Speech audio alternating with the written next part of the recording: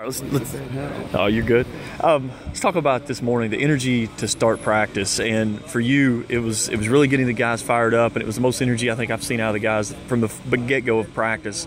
What is it about your position that it means a difference between wins and losses? I mean, I think, every day it's a grind to come out in camp and to get after it. You start doing two-a-days. You got to think of little things to get them going. But we have something here we call "Don't Let Freddie Soft Get on Your Shoulder." And Freddie Soft is that little ice cream cone guy that doesn't want to practice. His legs are hurt. Coaches that watching, some will take a play off, and we kind of joke around that. Don't let Freddie get on your shoulder. So we just kind of mess around this morning. Pretend like Freddie's on your shoulder, attack him, beat him up, and then let's get after practice. So did Freddie get the people's elbow? Freddie did. Something to get him going. It's the same stuff all the time, every day. And camp gets long, so I think part of our job is to be motivators. And obviously in the strength conditioning, we're getting them stronger, faster, and things like that. But sometimes we wear a lot of different hats, and if that hat requires us to get them going, it's all about the kids. So if that makes them practice better, then sometimes we do some crazy stuff to get them going. This duties of your job, especially for this season, it starts long before camp opens in that weight room and getting those guys really ready to go. How much is that a grind on the athletes day in and day out to come in, get faster, get stronger, be ready to come out here and perform on game day? We start camp and everybody's like, oh, here we go, good to see you, let's go. And I'm thinking, well, crap, we've been going since, May, actually since January. But, we take a scientific approach to it too. Now, we're not going to beat them in the ground all the time. There's days that we back off and we do some different recovery type things. But I think we pride ourselves on working hard, and hard work beats people. And so every day we want to go in and grind, whether it's in the weight room or on the practice field. And one of our little mottos, I say, is ATD. Attack the day. And it doesn't matter if you're in the film room, if you're in the classroom, if you're on the football field or the weight room. You need to attack the day like you may not have another chance. And I think we try to instill that in them.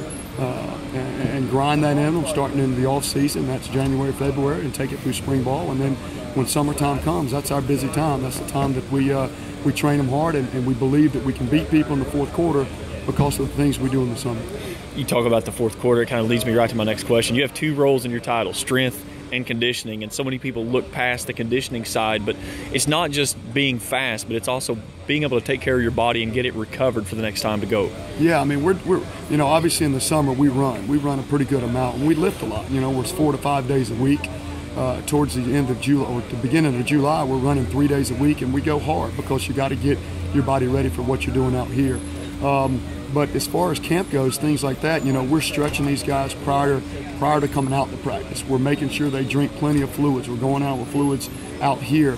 Some days in the weight room, we may not lift weights. We'll put them in different stretch stations. We got a hydration station in the weight room, and we may do something for 30, 45 minutes that has really nothing to do with weightlifting, but it's trying to get their body recovered so they can come back out here and give 110%. For your job, taking care of the athletes, how much 2 years back, whenever you were able to put in the nutrition bar to where the guys can really get the protein shakes, get something to eat after a workout, how much does that really help benefit them and your job of getting them bigger and faster? It's helped a big time, because you can go lift weights and run and do all these things, but if you don't put the right things in your body, then you're never going to be where you need to be. We say sometimes that, you put gas in a car or you fill it up halfway and you expect to go, 250 miles, and you're not going to get there.